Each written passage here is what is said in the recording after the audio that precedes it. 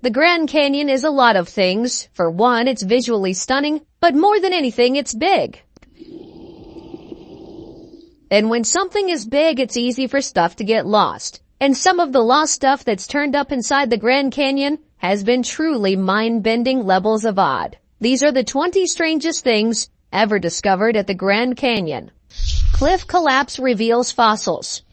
It's always fascinating when new fossils are discovered. With each finding, science makes a step towards progress in its understanding of the way the world is formed and changed throughout its history. But when fossils literally capture a moment in time, then that's the cause to be extra amazed. When part of the Grand Canyon had a cliff collapse back in 2016, a Norwegian geologist named Alan Krill went poking about in the rocks that had fallen, and he made an awesome discovery. As a visiting professor at the University of Nevada, Krill had taken a bunch of students out hiking in the geological wonder that is the Grand Canyon when he saw the fossils. He took photographs of the fallen rocks and shared them with some colleagues, and it transpired that these fossils were the footprints of two creatures that had taken a walk across a sand dune about 313 million years ago. Very, very narrow digits.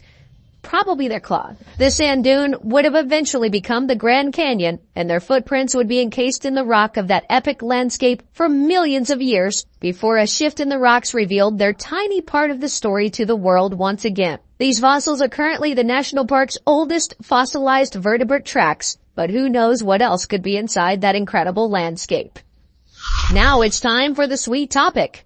This is the Grand Canyon discovery that terrifies the whole world. Because nobody knows who carved it, but buried near the bottom of the canyon's chasm, explorers found a peculiar rock formation that seems to resemble that of a giant hand. Because of how much like a hand it looks, there's no way this is naturally occurring. Somebody put it there, but the question is who and why. Based on the condition it's in, we have to assume it's 100 years old or more. But what do you think? As always, let me know your thoughts in the comment section down below using the hashtag #SweetTopic.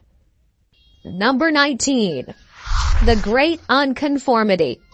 One of the craziest things that's been discovered in the Grand Canyon is actually not there at all. Mysterious. This is the thing that is known as the Great Unconformity, a feature of the erosion of the rock in the Grand Canyon, in which there's evidence of the geological change in the area over a long period of time. The unconformity is that there is actually a massive part of the geologic record that is missing in the Grand Canyon, about 1 billion years worth to be precise. So, how does it happen? Well, how can 1 billion years worth of rock layers just be missing? There are a couple of different theories about this, but the main one would suggest that since the part that is not there is the surface between the Tapiat sandstone and the metamorphic rocks of the Granite Gorge, it is a period of time in history of the world known as the Snowball Earth. This is a time when almost the entire planet was covered in ice during a period of glaciation, and the places on Earth where the Great Unconformity exists, like in the Grand Canyon, were affected by the Snowball Earth.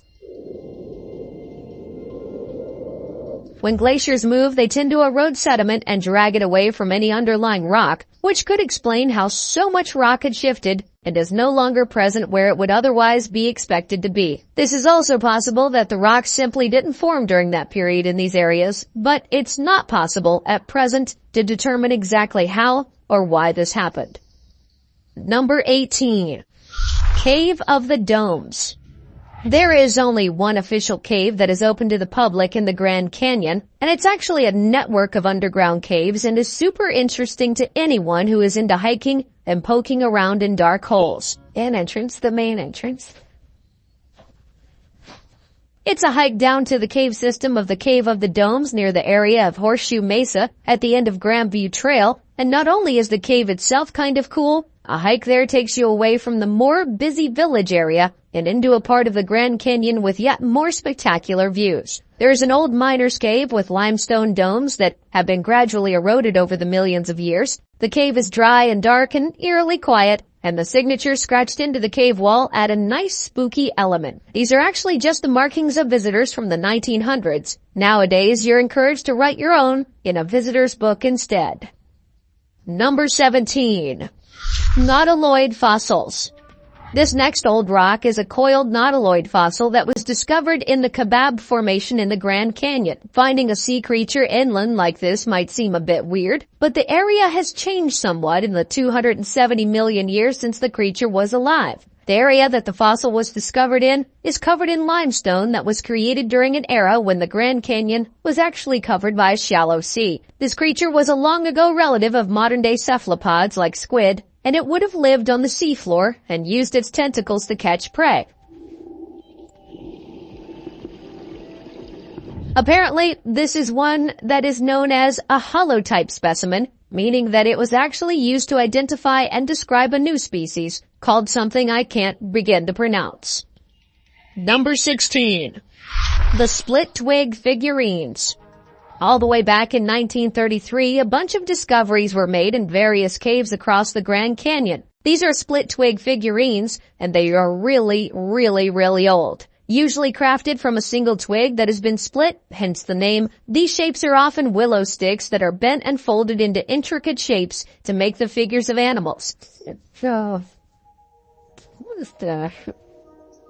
There are several different designs that have been found all throughout the Grand Canyon, but the most typical are those that are shaped like deer or bighorn sheep. Occasionally, there are pieces that have been shaped to resemble spears. These figures were found in 15 different caves across the region and have been dated to 2,000 to 4,000 years ago. These split twig figurines have been found in many places across the western states of America. There are variations in the styles of wrapping and folding that are used, and it appears from radiocarbon dating that they were made in many places across the region for at least 1,700 years. They offer a look at the people who lived in the area in the past and some of the ways that they lived. Were these toys, or perhaps they were pieces of art or used for religious purposes? What do you think? Go ahead and have all your opinions in the comments section down below, because I know that you want to.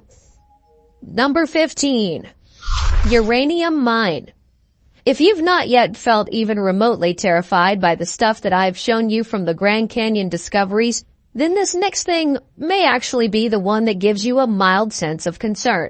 This is the really alarming trend in uranium mining in a region that is not only the most extraordinary geological landscape possible, but is also home to at least 11 Native American tribes and is a literal national park. Yes, mining for uranium, that is the extremely deadly radioactive junk used in nuclear power production and nuclear weapons, is being done around the outside of the park boundaries. But the thing with uranium and its pollution is that it doesn't really care about boundaries when it's leaking into the earth, or contaminating the water supply, or causing untold long-term damage to the natural environment. Not to mention the people and the animals that live there. The Grand Canyon National Park Service is working to keep uranium mining out of the park itself.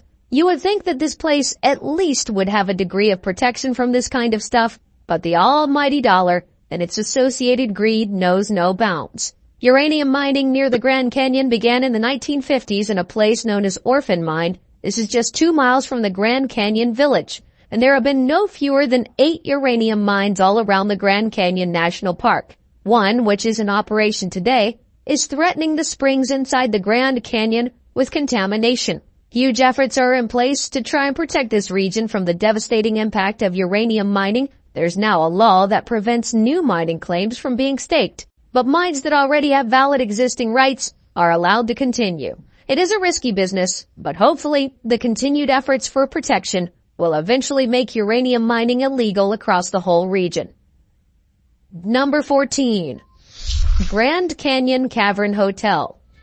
A stay at the Grand Canyon Cavern Hotel in Arizona is unlike any other boring box-shaped hotel room on Earth. This place has a suite, which it claims is the largest, deepest, darkest, quietest motel in the entire world. That's quite the claim, but they are probably right. This hotel room is over 65 million years old and located at 220 feet below the surface of the Earth. How hungry? This is the largest dry cavern in the United States, and if you book this particular room, you'll have it all to yourself. The caverns were formed 65 million years ago from the limestone, when the Grand Canyon was the site of an ancient sea that cut across North America. This place was a highlight to stop on old Route 66 and was designed to be a tourist destination. They run tours of the underground cavern as well as hotel rooms, and the unique opportunity to spend the night in the cave itself. But what do you think? Would you like to sleep in a cave? Or would it all be just a little bit too spooky? Go ahead and get involved in the comments section down below. Number 13. Horseshoe Canyon Petroglyphs. Horseshoe Canyon is actually in an area to the west of Green River and the north of Canyonlands National Park in Utah. So, not the Grand Canyon, but, never mind. It's still interesting anyway. These are the petroglyphs and pictographs of Horseshoe Canyon. In fact, this type of rock art is so well known in the area that it has its own category. It's known as Barrier Canyon style rock art. These petroglyphs, that is the art that's made on the surface of a rock by removing layers of scratching and picking and otherwise carving it. There have been humans in Horseshoe Canyon for as far back as 9000 BC. This is when Paleo-Indians were known to have hunted large mammals in the area. There is evidence that early people here hunted mastodons and mammoths across the southwest region. It's believed that Native American people lived in the canyon until about 1300 AD. The main area in which there are petroglyphs is the part of the canyon known as the Great Gallery. Here the images are well preserved and numerous. The panel of art is about 200 feet long and 15 feet high, and the art mostly depicts human-shaped figures that are life-sized and up to 7 feet tall. Number 12. Shasta Ground Sloth. A supersized sloth may not sound like the most terrifying of animals. I mean, these things are the cute and sleepy creatures that are often drawn as sweet little illustrations on greeting cards and baby clothing, aren't they? Well, the Megatherium was much less cute of a cartoon and more of a colossal carnivore. So put what you think you know about sloths to the side for a moment. Back around 5 million years ago, there was a very particular type of ground sloth that hung around in South America. These were up to 10 times the size of today's sloths, and they could weigh up to 4 tons. Yes, that's right, these things were elephant-sized. They also walked on their hind legs like people do, and this little fact makes it the largest upright walking bipedal mammal that has ever lived. Although not strict carnivores, the general shape and structure of the Megatherium would suggest that they likely hunted other animals as well as gathering food from their habitats. Although some extinct ground sloths grew as big as elephants, there's evidence of some slightly smaller ground sloths that inhabited the Grand Canyon.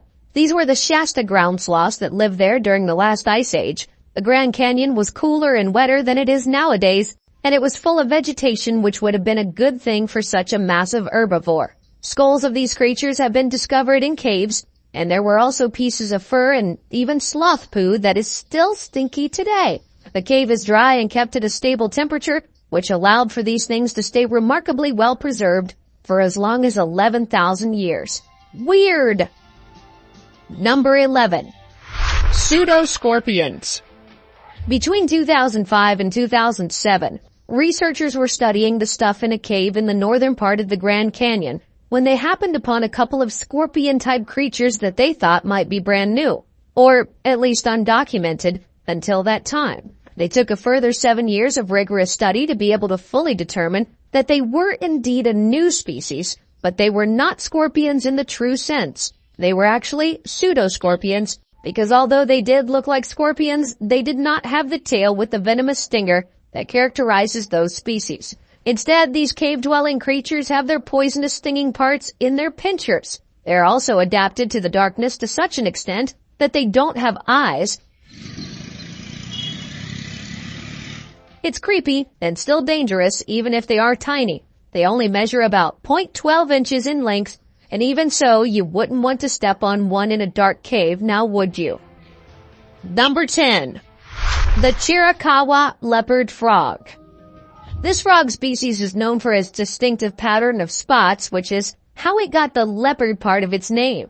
Well, duh. These frogs can be found all across the southwest of the United States, which includes the Grand Canyon, and it was first discovered in the Chiricahua Mountains of Arizona back in the late 1800s. These days, this species is considered to be vulnerable to extinction as its water supplies are becoming more scarce and droughts are becoming more common. Its habitat is threatened, and there is a type of fungus that is destroying its natural environment in ponds and springs and other freshwater spaces. In fact, this frog, although once common across the region, is now missing from 80% of its previously known habitats. Well, the small green spotty frog is not what should scare us. The lack of it where it once thrived is, however, a terrifying prospect for the future of all life on Earth. Number 9. The Supai Village. One of the most remote communities in the whole of the United States, Super Village is inside of the Havasupai Indian Reservation in the Grand Canyon of Arizona. This tiny Native American community can only be reached by foot, horseback, or perhaps a helicopter. There are around 200 people that are living in the village, which is the capital of Havasupai Indian Reservation. The landscape in the village and the surrounding area is staggeringly beautiful. It has waterfalls and blue pools, as well as those remarkable formations of red rock. Although remote, there are opportunities for tourists to visit the village. They can take a mule ride or a trek out there, and it's possible to stay overnight and enjoy the extraordinary landscape and local culture. Oh, it's the day the mailman's coming behind me. Oh, okay. Nearby, there are also famous places like Mooney Falls and Havasu Falls. Number 8. E. coli. E. coli are bacteria that are found in the environment, in foods, and in the intestines of people and animals. Ew. These are actually a big group of bacteria, and most of them won't really do all that much harm. There are some that are super dangerous though, and some cause urinary tract infections while others can cause pneumonia or other respiratory illnesses, and many others will give you a dose of the runs or even worse. So for the most part, people will generally want to avoid consuming anything that has been contaminated with E. coli, because it can make you sick, and sometimes it can make you very, very sick. A news report from back in August of 2023 revealed that E. coli bacteria had been found in water at the bottom of the canyon close to Phantom Ranch. That is the only lodging located in the bottom of the canyon. I mean, nobody wants to find E. coli anywhere, but call me old-fashioned. It seems that you probably shouldn't be going around guzzling the water that you find on the ground anywhere, even in the Grand Canyon. So, boil any water that you scoop out of a puddle or whatever. Likely as not, the presence of E. coli in water also indicates the presence of poop in that water, so you know. Number 7. Salamander-like footprints. The oldest fossils to have been found in the Grand Canyon are between 1,200 million years old and 740 million years old. These are called stromatolites that are created in the limestone by photosynthesizing bacteria that is known as cyanobacteria. But there are also a lot of other fossils that show the progression of evolution of life on Earth through millions and millions of years in this extraordinary part of the planet. The Coconino sandstone across the canyon was made when wind across the sand dunes about 275 million years ago deposited the sand and the rock formation began. These layers of rock now have some of the most densely fossil-filled areas. There are lizard-like salamander sorts of footprints, for example, and for some, these have given creationists a stiffy. They love to argue that they know all about science and will gleefully poke an oar into stuff that they poo-poo, like the formation of rocks over millions of years, if they can say that it was because of Noah and the flood. So, inexplicably, they reckon that these footprints could have only happened after the flood, when the sand would have been wet, because there is no other way to moisten sand other than the means of a biblical flood. It couldn't possibly be that the Grand Canyon area was once different and had an inland sea and that the rocks were not yet formed. These footprints, therefore, could not have been made 270 million years ago. It must have only happened 6,000 years ago. Oh, and they walked here really quickly after they got off the ark from Turkey, because, all life that walked on the land was wiped out, except that those that Noah saved in the ark. So it all seems completely reasonable now, doesn't it? I mean, who really needs science anyways? Number 6. American cheetah bones.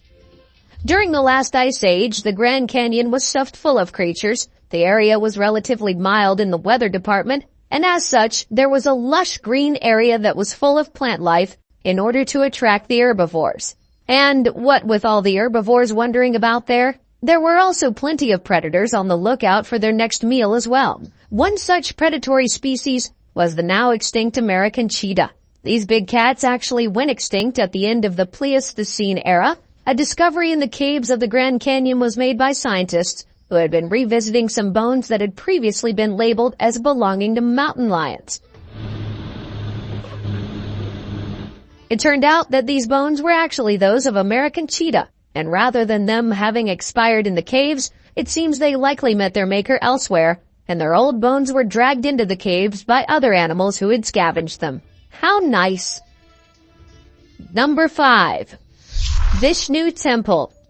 This is a 7,533-foot elevation summit in Grand Canyon National Park in Arizona, named somewhat incongruously for the Hindu deity Vishnu, the redeemer of the universe. It was given its moniker by a man named Clarence Dutton in 1880. This was the beginning of the naming of mountains in the Grand Canyon after mythological gods, and the mountain was named thus, as Dutton said that he thought it looked like the shape of a pagoda. It still seems incongruous, but alright. The summit is made of the Permian Coconino sandstone that we've already seen in a bunch today, and Kebab limestone caprock. Depending on how you look at it, it could appear like a natural pyramid or perhaps even a pagoda if you especially wanted it to be. But what do you think? What do you reckon a good name for this would have been? Go on and let me know your opinions in the comment section down below, if you will.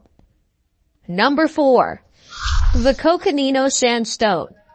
Well, it's turned up repeatedly in one way or another throughout today's list, so let's give this rock its very own section, shall we? The Coconino Sandstone is the formation of rock that is named after Coconino County in Arizona, which is where it's situated. The geological formation actually spreads all the way from the Colorado Plateau, across Arizona, the northwest of Colorado, and Utah and Nevada. This type of rock can be seen vividly inside the Grand Canyon, where it appears as a white cliff-forming layer in the rock. It can vary in thickness throughout the area because of other variations in the features of the geology. Prints in sand, this is what it looks like in sand. For example, it appears at only 65 feet thick at the western part of the Grand Canyon, but it is as deep as 600 feet in thickness in the middle portion of the canyon, and then it thins out again in the east to just 57 feet in thickness. The rock is comprised of fine sand made from quartz grains and a small amount of potassium and feldspar. This type of rock began formation around 275 million years ago, and it's one of the ways that geological and natural history of the Grand Canyon has been most readily viewed. The rock has preserved many structural features like fossil tracks, as we have seen already, and ripple marks, as well as rain patches and sand dune deposits. Who knew that a lump of big old rock could be so very interesting? Number 3. Grand Canyon vandalism. Why in the world would anyone want to go around vandalizing a national treasure? Well, that's beyond me. But wherever you go, there are always idiots, and for some reason, many of them seem to be incapable of controlling themselves. These two numpties were caught on camera when they decided that they should write on the sacred rocks of Moran Point at the edge of the viewpoint across the canyon. Perhaps they misread the name and thought that it was an invitation for morons to go ahead and do their thing. In fact, Moran Point was named after Thomas Moran, an artist who painted landscapes of the western United States back in the 1800s. But anyways, these two idiots were soon to be the subject of a news report in which they were accused of defacing a national monument, and they became the figureheads of stupidity. Their mothers must be so proud of them. Number 2. The Mogollon Monster. Bigfoot or Sasquatch is a legendary and incredibly shy sort of creature that is said to inhabit remote wilderness areas, mostly in North America.